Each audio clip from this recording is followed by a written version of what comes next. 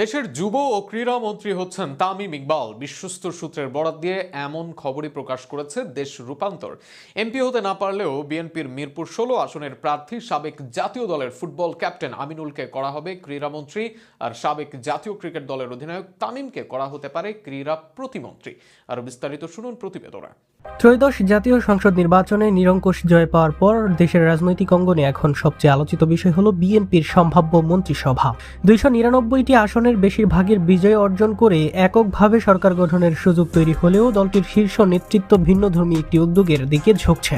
BNP চেয়ারপারসনের দায়িত্বে থাকা তারেক রহমান নাকি একটি জাতীয় সরকার আদলে অন্তর্ভুক্তিমূলক মন্ত্রিসভা গঠনের পরিকল্পনা করেছেন, যেখানে রাজনৈতিক সমন্বয় ও অভিজ্ঞতার ভারসাম্যকে গুরুত্ব দেওয়া হবে।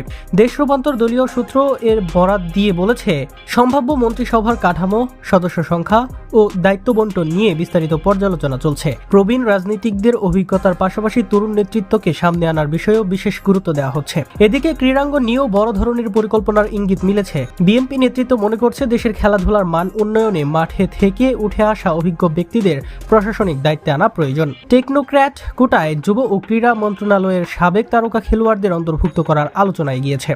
এতে মাঠের বাস্তব অভিজ্ঞতা ও নীতি নির্ধারণী দক্ষতার সমন্বয় ঘটবে বলে সংশ্লিষ্টরা আশা করছেন। দেশ রূপান্তরের বিশ্বস্ত সূত্রের তথ্য অনুযায়ী বাংলাদেশ ফুটবল দলের সাবেক অধিনায়ক আমিনুল হককে যুব ও ক্রীড়া মন্ত্রী হিসেবে দায়িত্ব দেওয়ার সম্ভাবনা জোরালো। পাশাপাশি এই মন্ত্রণালয়ের প্রতিমন্ত্রী হিসেবে জাতীয় ক্রিকেট দলের সাবেক অধিনায়ক তামিম ইকবালকে আনার পরিকল্পনাও প্রায় চূড়ান্ত পর্যায়ে রয়েছে। সব মিলিয়ে নতুন সরকার গঠনের প্রক্রিয়ায় রাজনৈতিক অন্তর্ভুক্তি ও পেশাগত দক্ষতার সমন্বয় ঘটিয়ে একটি কার্যকর ও সময়োপযোগী মন্ত্রিসভা গঠনের দিকেই বিএনপি এগুচ্ছে বলে রাজনৈতিক মহলে ধারণা করছেন।